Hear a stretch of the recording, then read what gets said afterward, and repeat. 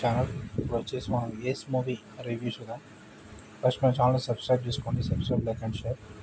ఇప్పుడు మూవీ విషయానికి వస్తే మూవీలో మెయిన్ క్యారెక్టర్స్ వచ్చేసి సేతుపతి మెయిన్ లీడు, దాంతో పాటు కామెడీ యాక్టర్ ఉంటారు అతను దానివేలు. నెక్స్ట్ విలన్గా ఇక్కడ పృథ్వీ ఉంటాడు. ఇక్కడ హీరోయిన్ వచ్చేసి పృథ్వీ కూతురుగా ఉంటుంది. నెక్స్ట్ ఇంకో విలన్ కూడా ఉంటాడు, మెయిన్ విలన్. అతను వచ్చేసి సేతుపతికి తను రమ్మి ఆడుతుంటే అక్కడ విలన్ ఉంటాడు. ఈ మూవీ మొత్తంగా రమ్మి గురించి రమ్మిలో వేసి ఉంటుంది కదా, దాని గురించి ఉంటుంది. అందుకొరకు ఏస్ అని పేరు పెట్టారు.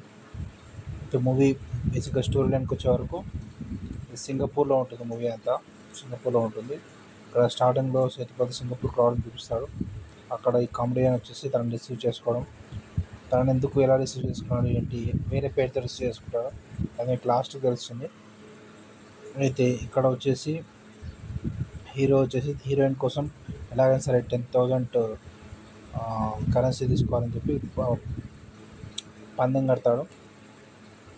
పందెంలో తను గెలుస్తుంటాడు. అయితే ఒక రౌడీ వచ్చేసి తను ఎలా మోసం చేశాడు, మళ్ళీ రౌడీకి ఎట్లా తను బాకీ పడతాడు. బాకీ కోసం హీరో ఏం చేశాడు ఏంటి, బ్యాంక్ నుంచి కోట్లు దొంగతనం చేయడం, అది వచ్చేసి విలన్ మీద వేయడం, ఇలా బాగుంటుంది మూవీ. అయితే స్టోరీ లైన్ బాగానే ఉంటుంది. క్లైమాక్స్ ఇంకా సూపర్ ఉంటుంది. క్లైమాక్స్లో వచ్చేసి ఇక హీరో వచ్చేసి విలన్ని ప్లస్